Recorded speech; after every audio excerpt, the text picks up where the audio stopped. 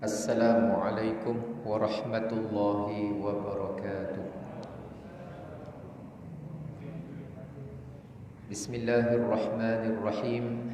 Innal hamdalillah nahmaduhu ta'ala wa nasta'inuhu wa nastahdihi wa nastaghfiruh wa na'udzu billahi min shururi anfusina wa min sayyiati a'malina. Innahu man yahdihillahu fahuwal muhtad wa man yudlil falan tajida lahu waliyyan mursyida. Wassalatu wassalamu ala sayyidina wa habibina wa syafi'ina Muhammad ibn Abdillah wa ala alihi wa sahbihi wa man tabi'ah. Subhanaka la ilma lana illa ma 'allamtana innaka antal alimul hakim. Allahumma la sahla illa ma ja'altahu sahla wa anta taj'alul hazna ya rabbana idza syi'ta sahla. Amma ba'd. Alhamdulillah, alhamdulillah, alhamdulillah. Pertama dan utama, kita bersyukur kepada Allah Subhanahu wa taala. Pada kesempatan yang baik ini, kita dihimpunkan dan diiktikafkan di dalam masjid. Mudah-mudahan kita benar-benar menikmati nikmat iman dan Islam, dan mudah-mudahan Allah kekalkan nikmat iman dan Islam itu sehinggalah nanti ke penghujung nyawa kita, insya-Allah, dalam husnul khatimah, insya-Allah. Yang pertama nak disampaikan ucapan selamat tahun baru 1442 Hijriah. 1442 Hijriah. Yang mana hari ni, malam ni masuk berapa Muharram? Malam 4 Muharram di awal tahun. Dan kehadapan juga ada hari yang penting dalam Islam. Semuanya penting, sudut yang berbeza, tetapi hari-hari tertentu tu ada keistimewaan dan kelainan. Jadi untuk malam ini, di dalam majlis kita yang mulia ini, saya nak cerita sedikit, berkongsi dengan tuan-tuan 3 perkara. Perkara yang pertama iaitu yang tuan-tuan buat 3 hari lepas, iaitu membaca doa apa tu? Ada buat sini? Ada juga. Akhir tahun dan doa awal tahun. Perkara yang kedua yang saya nak cerita kepada tuan-tuan serba sedikit ialah tentang perkara-perkara yang boleh kita pelajari daripada hijrah Rasulullah sallallahu alaihi wasallam. Kedua. Perkara yang ketiga yang ingin saya kongsikan dengan tuan-tuan ialah seminggu akan datang, iaitu hari Ashura, 10 hari bulan Muharram. Mudah-mudahan 3 perkara yang kita ceritakan ini insya-Allah memberi satu manfaat dan kebaikan, insya-Allah. Walaupun perkara yang sama diulang-ulang tiap-tiap tahun. Kalau Isra' Mi'raj tiap-tiap tahun, itulah ceritanya. Kalau hijrah tiap-tiap tahun, itulah ceritanya.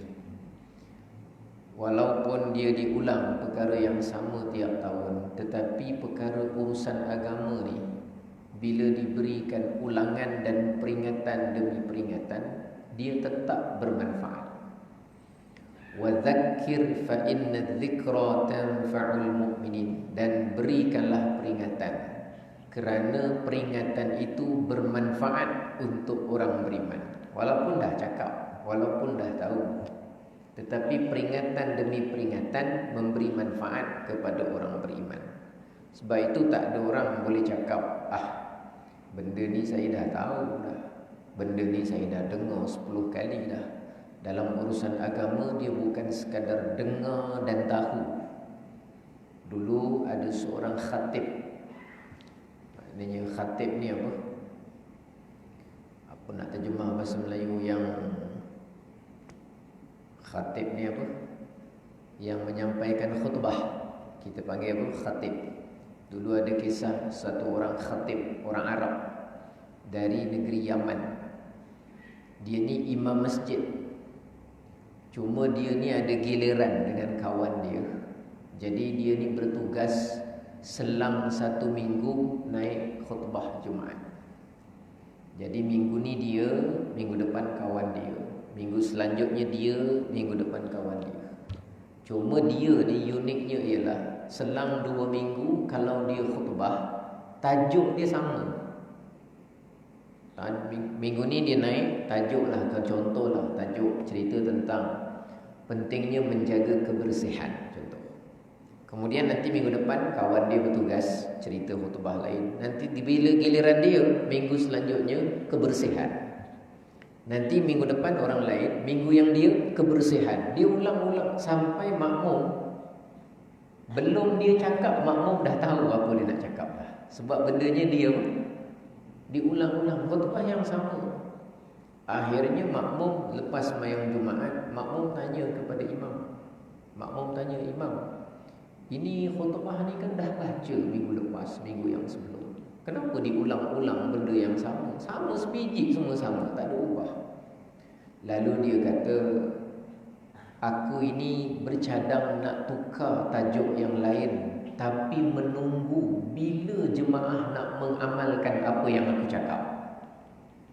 Menunggu orang, dia cakap kebersihan, contohlah tajuknya kebersihan. Selagi mana dia tengok orang tak buat benda yang dia sampaikan, dia tak tukar tajuk, dia cakap tu saja dulu. Pun ada style macam tu juga. Tapi jangan buat kat sini lah. Ceritanya bukan suruh buat kat sini, tapi nak ceritanya peringatan tu memang perlu diulang-ulang. Walaupun kadang benda yang kita pernah dengar, dia bukan pernah dengar, bukan pernah tahu. Dia soalnya sudah beramal ke belum, sudah menghayati ke belum, sudah istiqamah ke belum. Itu ceritanya. Termasuk yang bercakap ni sama. Jadi mudah-mudahan apa yang kita sebutkan, walaupun mungkin kita sudah tahu ataupun belum tahu, tetapi setiap kali peringatan dia akan memberi manfaat kepada siapa tadi?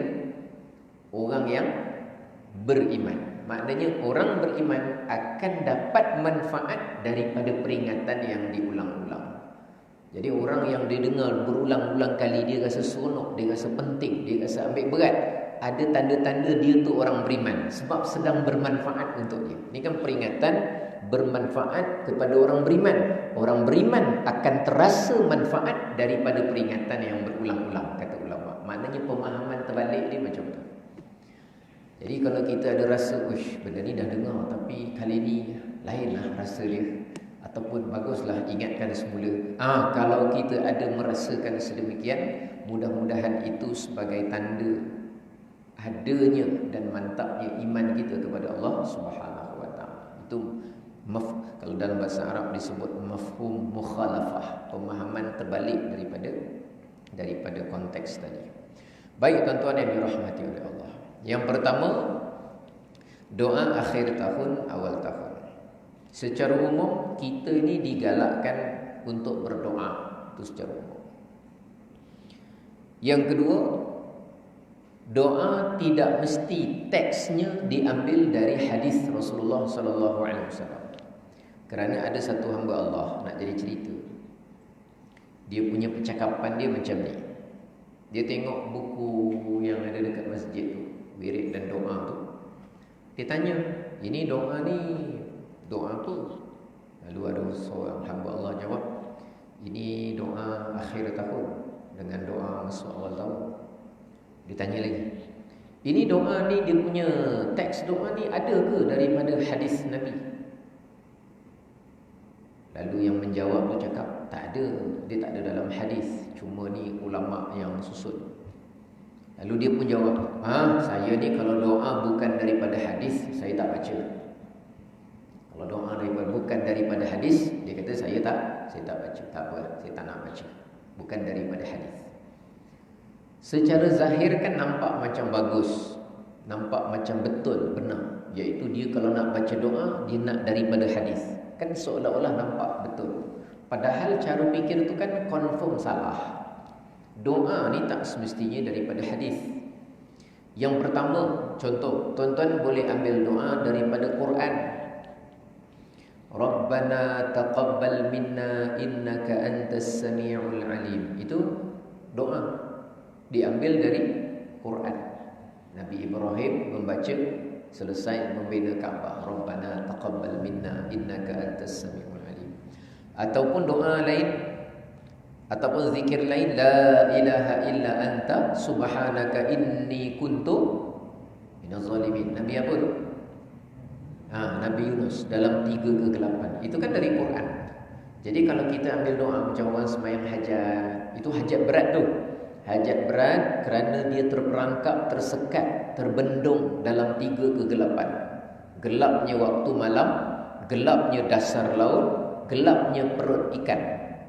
Tapi baca ulang-ulang, akhirnya dengan barakah zikir doa tersebut, keluar Nabi Yunus lepas daripada bahaman ataupun kita sebut rangkulan lah, ataupun makanan ikan tersebut. Jadi doa diambil dari Quran boleh, tak semesti hadis. Itu contoh satu. Contoh kedua, doa yang diambil dari hadis. Contoh, ada hamba Allah kena musibah, dia pun doa, Allahumma ajurni fi musibati wa akhlif li khairan minha. Ya Allah, berikan ganjaran atas musibah yang menimpa aku ini, dan gantikanlah dengan ganti yang lebih baik. Orang kena musibah, minta dua, ya Allah, berikan ganjaran atas musibah ini. Ini musibah, sabar, dapat pahala. Redha, dapat pahala. Yakin dengan takdir, sangka baik dengan Allah, itu kan semua dapat pahala. Jadi ya Allah, beri aku ganjaran atas musibah ini, dan gantikanlah dengan gantian yang lebih baik. Ada orang aksiden kereta, ya Allah, berikan aku ganjaran atas musibah ini, gantikan ganti yang lebih baik. Mana tahu dapat kereta apa? Kereta baru, mana tahu. Ada orang rumah terbakar, ya Allah, berikan aku ganjaran atas musibah ini, gantikan aku dengan ganti yang lebih baik. Mana tahu dapat rumah yang baru. Ada orang kematian isteri, ya Allah, berikan aku ganjaran atas musibah ini, gantikan dengan ganti yang lebih yang baru. Ganti yang lebih baik ke yang lebih muda? Allahu Akbar. Lain macam doa sini. Ni Damai Jaya ni memang tak boleh percaya ni. Dah lah, damai jaya pula tu. Mudah-mudahan damai dan berjaya insya-Allah. Tapi ceritanya dari hadis. Ataupun kita tengok ada orang terkena sesuatu. Saya dulu usaha hafalkan 2 doa ni. Doa kita terkena musibah, naudzubillah, mudah-mudahan jangan kena, tapi tahu doanya. Dan doa bila satu musibah terkena orang, pun kita doa juga. Rasulullah ada sabda dalam hadis riwayat Imam At-Tirmizi kalau tak silap saya, bila kita nampak orang lain pula terkena musibah, apa kita baca? Alhamdulillah, tapi panjang sikitlah. Nanti kalau tuan-tuan ingat bolehlah dihafalkan. Alhamdulillahillazi afani mimma btalaka bih wa faddalani ala katsirin mimman khalaqa tafdila. Maksudnya macam ni. Segala puji bagi Allah yang menyelamatkan aku daripada musibah yang sedang terkena kat engkau. Jadi kita nampak orang terkena musibah, ataupun nampak dia tempang, nampak dia sakit, nampak dia tangan sebelah tak ada, ataupun apa, alhamdulillah, segala puji bagi Allah yang menyelamatkan. Afa tu maknanya yang memprotek aku lah. Maknanya saya tulis sebut menyelamatkan aku daripada musibah yang terkena engkau sekarang ni. Wa faddalani ala katsirin mimman khalaqa tafdila, dan dialah yang telah melebihkan aku dari sekian makhluk yang dia ciptakan dengan kelebihan-kelebihan yang tertentu. Dengan maksud kita ni tak kena macam dia bukan sebab kita apa, tapi kerana Allah yang selamatkan kita. Jadi gitu. Itu kan doa Rasulullah jawab. Jadi maknanya kalau doa tu diambil dari Quran tadi, jawapan dia boleh, bagus. Kalau doa diambil daripada hadis pun jawapan dia bagus. bagus. Jadi doa tak semesti daripada hadis, kadang-kadang daripada Quran. Yang ketiga, ini contoh lagi yang ketiga. Doa yang tidak diambil dari Quran dan tidak diambil dari hadis. Contoh, tuan-tuan ada anak petang ni nak pergi interview tempat kerja baru. Tuan-tuan pun doa, ya Allah ya Tuhanku, anakku nak interview petang ini, permudahkanlah urusannya, mudah-mudahan dia lulus interview dia. Baik. Itu doa dari Quran ke? Bukan. Dari hadis ke? Bukan. Mana ada dalam Quran wal interview wal lulus wal petang ini? Mana ada? Jadi doa yang tuan-tuan baca itu tak ada dalam Quran, tak ada dalam hadis. Tapi boleh tak dibaca? Bolehlah. Bolehlah. Dia bukan mesti dari Quran hadis. Quran hadis tak. Tapi kalau selain daripada itu tuan-tuan doa, jawapan dia boleh selagi mana kandungan doa. Jangan tanya daripada hadis ke tidak, tanya kandungan doa. Jadi kalau doa awal tahun akhir tahun, jangan tanya ini dari hadis ke bukan. Tak, tanya apa kandungan doa tu. Jadi kalau kandungan doa tu ayat Quran, okey. Kalau kandungan doa tu dari hadis, okey. Kandungan doa tu adalah permintaan kita untuk kebaikan dunia akhirat. Tak ada dalam Quran disebut, mungkin tak ada dalam hadis, tapi ada perkara-perkara yang lafaznya berbeza sikit, tapi intinya insya-Allah baik. Jawapan dia, apakah boleh kita baca? Jawapan dia boleh saja, umum boleh gitu. Jadi orang yang tadi tanya, ni dari hadis. Kalau tak ada hadis, saya tak nak baca. Nampak macam betul, tapi rupa-rupanya salah cara fikir kita. Itu contoh. Yang kedua tuan-tuan, berkenaan dengan doa akhir tahun dan juga doa awal tahun. Saya sangat-sangat menggalakkan tuan-tuan mengamalkannya.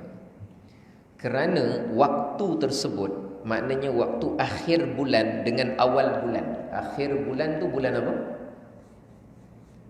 Akhir bulan tu bulan apa maksud tu? Zulhijjah. Awal bulannya bulan Muharram. Kerana baginda Nabi setiap akhir bulan dengan awal bulan memang Rasulullah baca doa. Setiap. Maknanya akhir Muharram nanti masuk Safar, Nabi baca doa. Akhir Safar, awal Rabiul Awal, Nabi baca doa lagi, doa yang sama.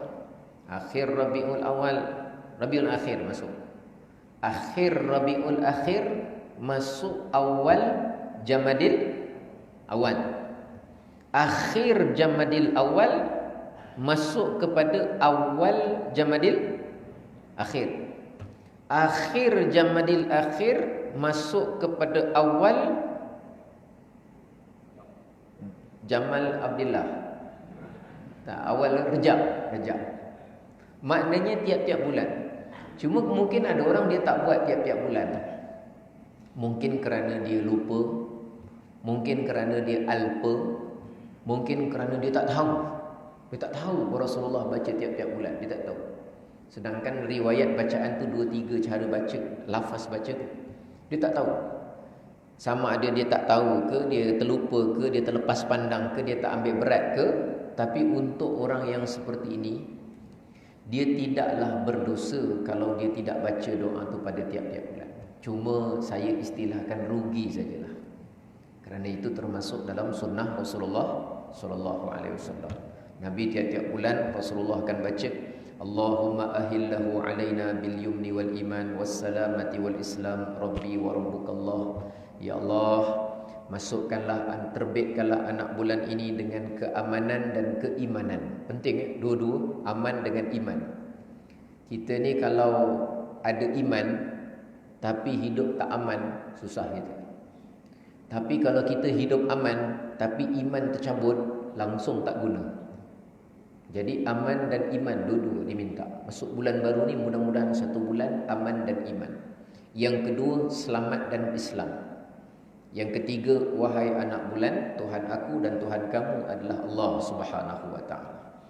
Jadi Nabi doa pada tiap-tiap bulan. Tapi ada orang dia tak buat tiap-tiap bulan. Sekurang-kurangnya kalaupun setahun sekali dia buat, maknanya kenalah juga pada hujung Zulhijjah masuk pada awal Muharram.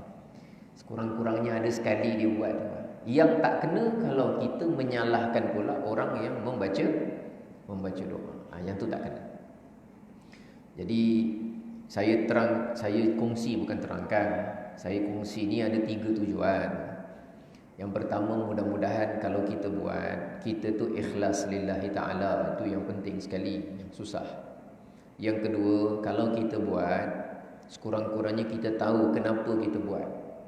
Jadi tuan-tuan buat, bila kita buat ikut-ikut, dia tak berapa, apa orang cakap, kurang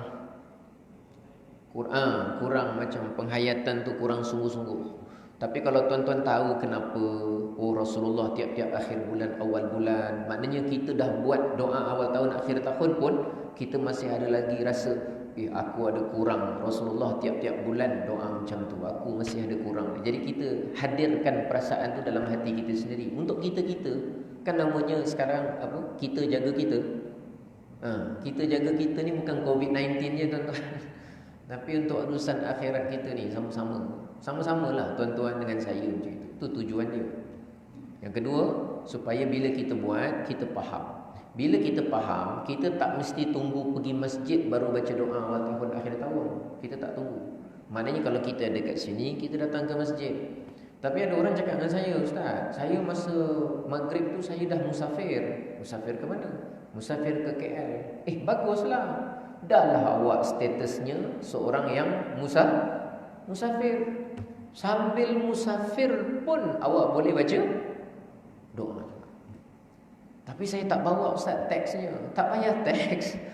Awak tak hafal Quran, tak hafal hadisnya, yang penting isilah masa tu dengan doa. Itu ceritanya.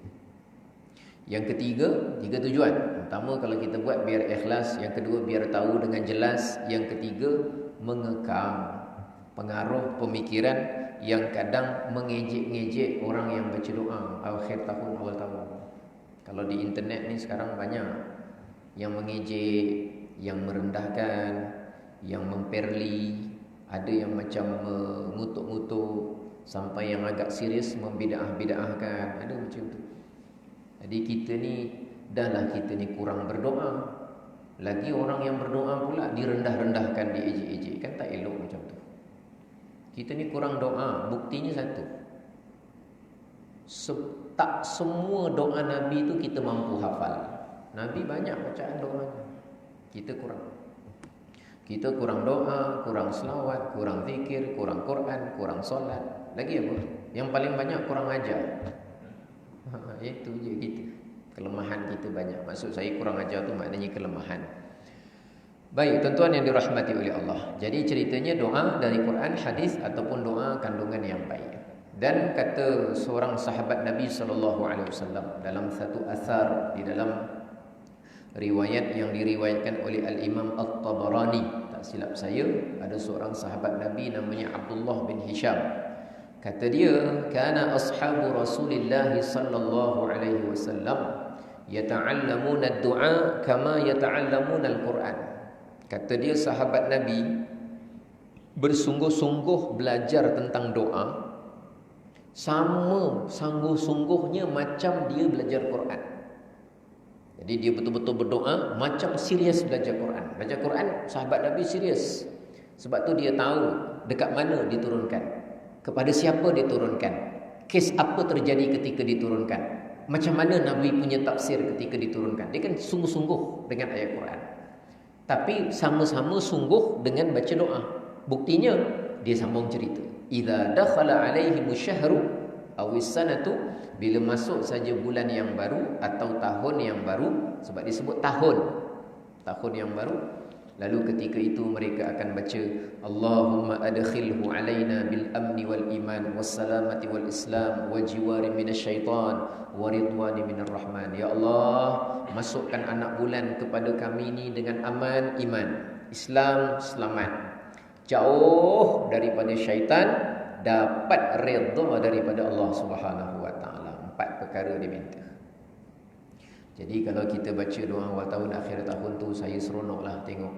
Seronok, bergembira, kerana apa yang tuan-tuan buat tu insya-Allah tidak bertentangan dengan sunnah Rasulullah sallallahu alaihi wasallam.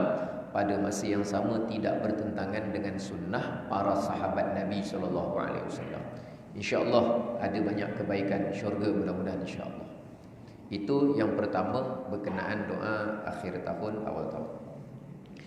Yang kedua tadi saya nak cerita apa tadi? Lupa pula. Hijrah Nabi. Dan yang ketiga tadi apa? Ashura. Ashura.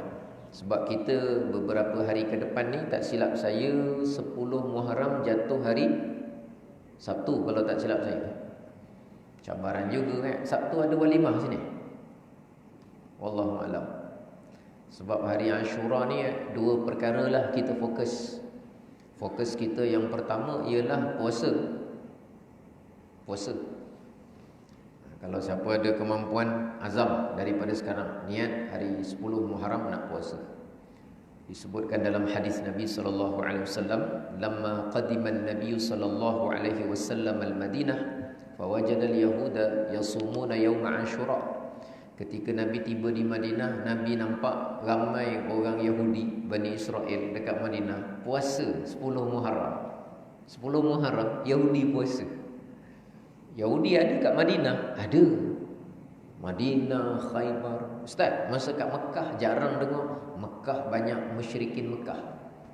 Jahiliah ni orang. Madinah banyak sikit nampak penempatan orang Yahudi. Kenapa? Dalam sejarah ada ahli sejarah mengatakan dulu Bani Israel ni bila dia baca kitab Taurat, ni ulama dia lah yang jujur tahu isi kandungan Taurat. Dia kata dalam kitab Taurat ni ada cerita besok Nabi akhir zaman dia akan muncul, ini tandanya, namanya begini. Nama Ahmad dah sebut. Dia ada tanda kenabian disebut. Dia tidak menerima sedekah ada sebut. Dia hanya menerima hadiah ada sebut. Dia tu begini ada sebut. Dan antara yang dikatakan disebut tanda-tanda Nabi akhir zaman ialah dia akan muncul, dilahirkan di kawasan yang perlembahan, kawasan banyak pokok-pokok kurma, tamar. Jadi masa tu dekat Palestin area sana banyaknya zaitun, banyaknya buah-buahan lain. Kurma tak begitu banyak. Jadi akhirnya dikatakan mereka mencari-cari tau, mana tempat yang dimaksudkan. Jadi dia tanya orang-orang Yahudi Bani Israel yang musafir. Mereka mengagak-agak kawasan yang banyak pokok kurma tu ada di Madinah. Jadi dia buat penempatan kat situ, dia duduk situ.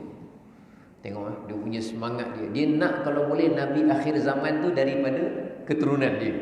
Dia nak begitu. Tapi agakan mereka tu, jangkaan mereka tu rupanya meleset. Rasulullah tidak dilahirkan di Madinah, tapi Nabi dilahirkan di mana? Di Mekah. Bila lahir Mekah, dia pula dengar Nabi akhir zaman hijrah dari Mekah datang ke Madinah. Rasulullah pula mengakui bahaginda adalah Rasulullah. Oh, dia kata dah lama dia tunggu. Sekali dapat berita Nabi akhir zaman datang dari golongan bangsa Arab, lagilah dia tak boleh nak terima masa tu. Jadi, tapi mereka ni sebahagiannya beramal, komit. Aturan-aturan yang ada diaturkan, peraturan yang sebahagiannya diikut lagi. Antaranya kalau hari ulang tahun selamatnya Nabi Musa, itu yang dia puasa. Nabi tanya, Rasulullah nampak orang Yahudi puasa, dia puasa. Mahadza, ini ada apa puasa-puasa ni? Lalu mereka jawab, hadza yaumun najjallahu Musa wa aghraka Fir'aun. Ini hari di mana Allah selamatkan Musa, Allah tenggelamkan Fir'aun, wahai Muhammad. Wa nahnu nasumuhu syukran lillah. Kami ni puasa kerana bersyukur kepada Allah Subhanahu wa taala. Jadi yang puasa tu orang Yahudi, orang Bani Israel. Ketika itu berlaku di Madinah Al-Munawwarah. Okey, apa respon daripada Nabi bila nampak Bani Israel ni puasa? Rasulullah pun menjawab, ana ahaqqu bi Musa minkum. Aku lebih berhak terhadap Nabi Musa berbanding kamu. Maknanya kamu nak hormat Nabi Musa, nak hormat, aku lagi berhak. Maksudnya, kamu nak meraihkan hari kemenangan Nabi Musa, aku lagi berhak. Kamu nak memuliakan Nabi Musa, aku lagi berhak. Kenapa Nabi lagi berhak? Sebab Nabi berada di jalan kebenaran, agama yang sama dengan Nabi Musa. Mereka cakap ikut Taurat, cakap memuliakan Nabi Musa, tapi bila dipesan dalam kitab Taurat, bila Nabi akhir zaman kamu kena ikut, yang itu dia tak nak ikut sebab tak boleh terima Nabi akhir zaman tu di kalangan bangsa apa tadi? Bangsa Arab Quraisy, tak boleh nak terima. Jadi kalau percaya la ilaha illallah tapi menolak Muhammadur Rasulullah, mana dikira Islam? Dikira kafir, dikira murtad. Apalagi kalau dalam la ilaha illallah dia ada sembah pula Nabi, mensyirikkan, lagilah habis dia punya tu. Jadi dia ada tahap-tahap dia berbeza-beza. Cuma dari segi aspek positif, Nabi iktiraf, engkau puasa kerana apa? Kerana hari nikmat Musa selamat, Firaun tenggelam. Yang itu dalam Islam pun tak salah. Bila tak salah, Nabi tak menyalahkan. Cuma Nabi beritahu Rasulullah lebih berhak untuk meraihkan hari tersebut kerana Nabi Musa dengan Nabi Muhammad sallallahu alaihi wasallam kita sifatkanlah sebagai bersaudara. Dari sudut apa bersaudara? Kerasulan dan kenabian. Bukan adik-beradik, tapi dari sudut kerasulan dan kenabian. Dan memang kalau kita tengok dalam Quran pun, nama Nabi kita, nama Muhammad, perkataan Muhammad kan cuma ada 4. Perkataan Ahmad cuma ada 1. Antara perkataan nama Nabi yang paling banyak kan Nabi Musa. Dari juzuk 1, wa idh qala Musa liqaumihi ya qaumi, wa idh qala Musa, banyak. Dari juzuk 1 sampai juzuk 30. Inna hadza lafis suhufil ula suhufi Ibrahim wa Musa. Maknanya dari juz 1 sampai juz 30 ada nama Nabi Musa alaihissalam. Dan yang paling dekat sekali dengan kita antaranya yang kita boleh nampak lah. Yang pertama saya sebut dengan tuan-tuan, nama Nabi Musa tu banyak disebut dalam Quran. Yang kedua yang kita perlu ingat ialah solat kita ni, yang dulu asalnya 50 waktu sehari semalam, Rasulullah turun sampai langit yang ke-6, ditahan Nabi Musa. Lalu ditanya oleh Nabi Musa kepada Nabi, ma aujaballahu ala ummatika, apa yang Allah wajibkan ke atas umatmu? Lalu Rasulullah jawab 50 waktu sehari semalam. Nabi Musa beritahu, tak mampu, umatmu tak mampu, pergi minta kurang. Ditanya lagi, berapa dah kurang? Sekian-sekian. Tak boleh, tak mampu, minta lagi, pergi lagi minta. Lepas tu ni tak mampu, pergi lagi. Last sekali 5. Bila Nabi Musa kata tak mampu, pergi lagi minta. Rasulullah kata, aku dah jadi segan nak minta lagi pengurangan dari Allah Subhanahu wa taala. Jadi 5. Recommend daripada Nabi Musa alaihissalam. Jadi bila Nabi tengok orang Yahudi puasa, tapi memang hari Ashura tu kan hari bukan ulang tahun selamatnya Nabi Musa sahaja. Banyak kisah lain pada hari Ashura. Bahtera Nabi Nuh berlabuh hari Ashura. Nabi apa tadi tu yang perut ikan tadi tu? Nabi Nuh dikatakan keluar dari perut ikan, dikatakan juga pada hari Ashura. Taubat Nabi Adam diterima oleh Allah, dikatakan juga pada hari Ashura. Yang penting hari baiklah, yang penting terhimpun hari kebaikan pada hari tersebut. Jadi Rasulullah tengok orang Yahudi puasa, bukan Nabi tiru orang Yahudi, bukan tiru. Cuma Nabi memperakui dengan adanya syariat dari Rasulullah sallallahu alaihi wasallam. Nabi pun bersabda, ana ahaqqu bi Musa minkum, aku lebih berhak terhadap Nabi Musa berbanding kamu. Lalu Rasulullah pun berpuasa dan Nabi ajak sahabat Nabi pun puasa. Jadi oleh kerana itu saya ajak tuan-tuan, jom kita puasa. Hari apa tadi? Hari apa tadi? Sabtu kan?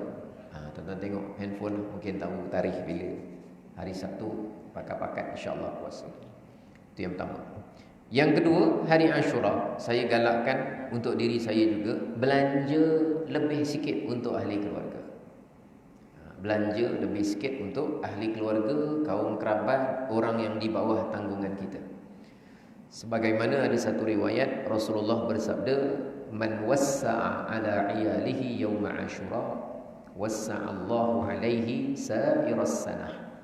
Siapa yang luaskan rezekinya pada hari Ashura, luas maknanya belanja, mak bapak dia belanja, anak dia belanja lebih sikit, isterinya dibagi hadiah sikit, ada adik-beradik dibagi-bagi, luaskan rezeki kita, maka Allah akan luaskan rezeki dia sairas sana, sepanjang 1 tahun. Mudah-mudahan insya-Allah. Pakat-pakatlah, simpan-simpan sikit, belanja lebih sikit nanti hari Ashura. Belanja lebih sikit lah. Bab-bab hal yang berkaitan makan. Sebab tu dulu tempat kita ada tradisi namanya bubur Ashura. Itu manifestasi daripada pelaksanaan hadis tu. Jadi orang dulu kalau 1 pot beras masak mungkin dapat 1 periuk nasi kecil. Tapi bila ditukar hari Ashura, kalau dibuat masak nasi tak dapat banyak, tak dapat nak luas. Jadi dijadikan bubur. Yang toke daging, sumbang daging, yang tanam kacang, yang sayur-sayurlah, masak sesedap rasa.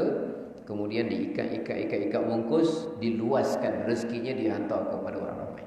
Andai kata masjid ni ada buat bubur Ashura, kalau diumum kepada tuan-tuan kempen banyak-banyak kat orang supaya orang bagi sumbangan semua.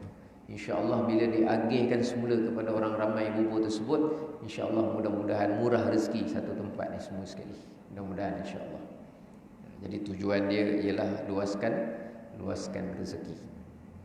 Sebab tu bubur Ashura tu beza-beza. Saya pernah kawan saya dari Kelantan jemput datang rumah. Bear.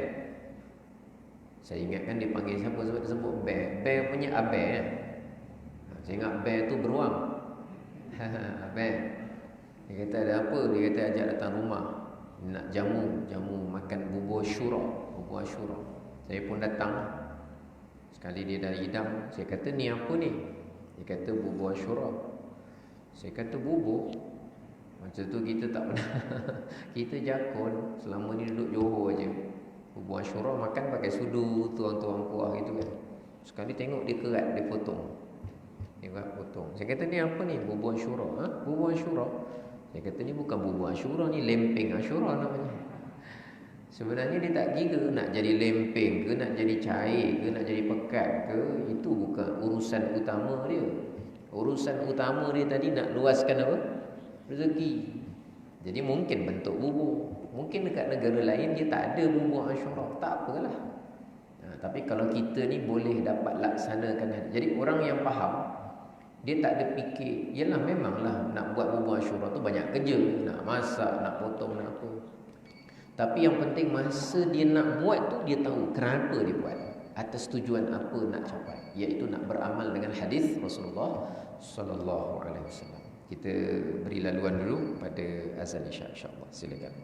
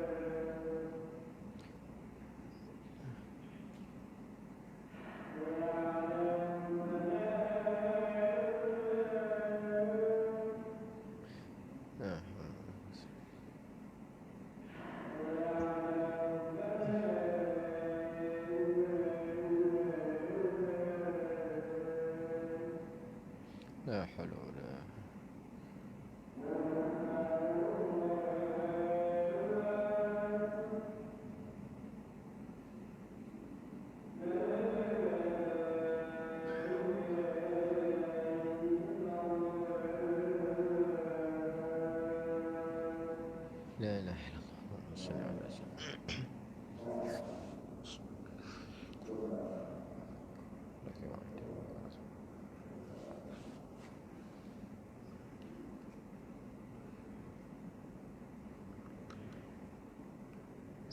Bismillah. Baik, tuan-tuan yang dirahmati oleh Allah. Jadi amalan baik yang lain banyak kita boleh laksanakan, sama ada baca Quran, selawat, zikir dan sebagainya. Cuma saya sentuh tadi dua perkara lah. Jadi fokus lebih pada kita, iaitu puasa, pada masa yang sama berbelanja lebih sedikit untuk ahli keluarga, kaum kerabat dan orang-orang yang di bawah tanggungan kita, insya-Allah. Rezekinya murah, insya-Allah. Perkara ketiga yang ingin saya sentuh ni sebelum kita terus kepada solat Isya' sekejap lagi, iaitu hikmah dan juga pengajaran yang boleh kita ambil daripada hijrah Rasulullah sallallahu alaihi wasallam. Kita pun tahu Nabi berhijrah tu tiba di Madinah memang bukan pada bulan Muharram. Kita tahu Nabi sampai di Madinah tu pada bulan apa? Rabiul Awal. Dia bergerak, baginda bergerak, mula keluar dari Mekah tu hari Isnin. Kan ada satu hadis, satu asar daripada Ibnu Abbas, riwayat Imam Ahmad, disebutkan bahawa wulidan Nabi sallallahu alaihi wasallam yaumal Itsnain. Nabi dilahirkan pada hari Isnin. Wastun bi'a yaumal Itsnain. Dia diutus menjadi Nabi Rasul hari Isnin. Kemudian wa tuwfiya yaumul Itsnain. Dia meninggal juga pada hari Isnin juga. Kemudian wa kharaja min Makkah muhajiran ilal Madinati yaumul Itsnain. Mula keluar dari rumah dari Mekah tu hari Isnin. Wa qadimal Madinata yaumul Itsnain. Sampai di Madinah juga hari Isnin. Wa rafa'al hajaral aswada yaumul Itsnain. Peristiwa Nabi angkat Hajarul Aswad tu juga adalah hari Isnin. Jadi hari Isnin ni memang banyak istimewa. Jadi Rasulullah tu tiba, sebahagian ulama mengatakan perjalanannya ambil masa 2 minggu. 2 minggu. Jadi Isnin hingga ke Isnin, sehingga ke Isnin. Jadi akhir Safar, kemudian masuk awal Rabiul Awal, tiba di Quba lebih kurang 9 hari bulan, kemudian tiba di Madinah Al-Munawwarah 12 hari bulan. Memang kita maklum, begitulah sejarah yang disebutkan. Tetapi kenapa bila kita cerita hijrah ni di awal Muharram baru kita cerita hijrah? Kita cerita hijrah ni sebenarnya bila-bila masa sepanjang tahun boleh cerita. Sebab iktibarnya bila-bila sahaja masa. Cuma kita ceritakan di awal Muharram tu kerana pada zaman Sayyidina Umar pilih dalam kalender 1 tahun nak letak bulan 1 bulan apa, masa tu bincang. Andai kata kalau kita buat kalender, kita letak Ramadan bulan pertama, maknanya Syawal kedua, Zulkaidah bulan 3, Zulhijjah bulan 4. Tapi tak boleh letak Ramadan yang pertama. Masa nak susun tu nak letak nombor 1 bulan apa nak letak? Syawal, Ramadan, nak letak apa? Jadi cadangan-cadangan antara yang ada ialah kita letak bulan yang pertama di mana bulan umat Islam baru selesai membuat perjumpaan perhimpunan besar seluruh dunia. Di situ umat Islam dah berjumpa, dah berbincang, dah bermuhasabah, dah membersihkan diri, dah dapat haji mabrur, bersih masuk syurga. Balik saja itu kita jadikan mulanya start perkiraan dalam 1 tahun.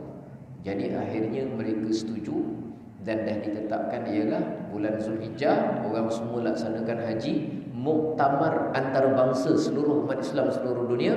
Selesai saja balik ke kampung halaman masing-masing, maknanya bulan Muharram start daripada tahun yang baru. Oleh kerana pemilihan di Muharram, maka kita ambillah daripada pemilihan tersebut, ceritakan hijrah ketika setiap kali awal Muharram. Tapi bukan peristiwa itu sekadar berlegar di lisan dan otak kita. tapi kita nak ambil iktibar untuk kita hayati peristiwa hijrah Rasulullah sallallahu alaihi wasallam. Contohnya apa iktibar kita boleh belajar? Ini contoh Makkah. Ini contoh tisu ni katalah Madinah. Ini Masjidil Aqsa. Kita buat perbandingan zahir antara Isra' Mi'raj dengan namanya hijrah. Mana lebih jauh kilometernya? Kalau hijrah Mekah Madinah, kalau Isra' Mi'raj Mekah Masjidil Haram ke Masjidil Aqsa, kemudian naik ke langit melepasi langit 7. Zahir kilometer, Isra' Mi'raj lagi jauh. Tapi perjalanan yang lagi jauh, Allah sediakan kenderaan apa untuk Nabi? Namanya burak. Berzup sampai, zup balik, laju cepat. Hijrah walaupun lebih dekat dari segi zahir kilometer, tapi Allah tidak persiapkan Nabi dengan burak. Bukan kata burak saja tak ada, nak keluar rumah pun kena kepung. Dah keluar rumah pun kena kejar. Dah nak keluar Mekah pun diintip lagi, sehingga bersembunyi beberapa hari dekat Gua Thur. Soalannya, kenapa masa hijrah tak ada burak terus? Zup terus sampai, settle masalah. Kenapa tidak begitu? Sedangkan Isra' Mi'raj yang lebih jauh boleh disediakan burak. Kenapa hijrah tidak disediakan burak? Malah payah nak keluar. Nak keluar payah, dah keluar payah, berjalan pun payah. Kenapa begitu? Kata sebahagian ulama, Allah nak tunjukkan hikmahnya ialah kita kalau nak melakukan hijrah, perubahan dalam diri kita, cabarannya banyak, rintangannya macam-macam. Kita nak jadi baik, banyak cabaran. Orang perempuan contoh, daripada tak nak pakai tudung, tak tutup aurat, kepada tutup aurat, cabaran banyak.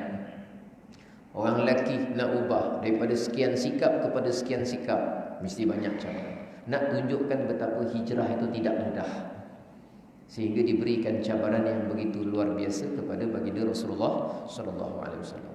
Habis Isra' Mi'raj nak tunjuk betapa senang ke? Tak, Isra' Mi'raj ada hikmah yang lain. Nak ditunjukkan lain pula, tanda-tanda kekuasaan Allah Subhanahu wa taala. Ada aspek yang lain. Jadi di situ sebahagian ulama mengatakan hikmah daripada peristiwa hijrah Nabi sallallahu alaihi wasallam. Contoh kedua yang kita boleh ambil daripada peristiwa hijrah Nabi sallallahu alaihi wasallam ialah kebergantungan yang tinggi Rasulullah kepada Allah Subhanahu wa taala.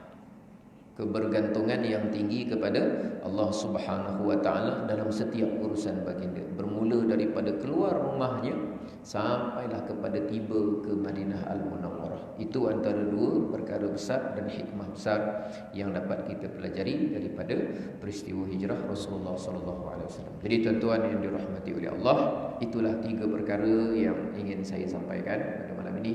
Yang pertama, doa akhir tahun, awal tahun. Apa di sebaliknya? Kenapa tak ambil dari hadis? Apakah boleh kita buat doa sendiri dan sebagainya? Kalau ambil dari hadis lebih baik dan sebagainya. Yang kedua, berkenaan dengan hari Ashura, sama-sama kita memuliakan hari yang dimuliakan oleh Allah. Mudah-mudahan kita akan dimuliakan oleh Allah kerana kita memuliakan sesuatu yang Allah muliakannya. Dan yang ketiga ialah ibrah, hikmah, sedikit hikmah daripada hijrah Rasulullah sallallahu alaihi wasallam. Mudah-mudahan kita ini mampu untuk ubah beberapa sifat, sikap yang tak elok yang ada pada diri kita kepada yang lebih baik. Dan perubahan itu memang memerlukan kepada kesusahan, rintangan, pengorbanan dan cabaran. Yang mustahak ialah kita tabah menghadapi. Mudah-mudahan kita dapat menghayati peristiwa hijrah. Wallahu a'lam bissawab. Sekian dahulu. Wassallallahu ala sayyidina Muhammad wa ala alihi wa sahbihi wasallam. Walhamdulillahi rabbil alamin. Wabillahi taufiq wal hidayah. Assalamualaikum warahmatullahi wabarakatuh.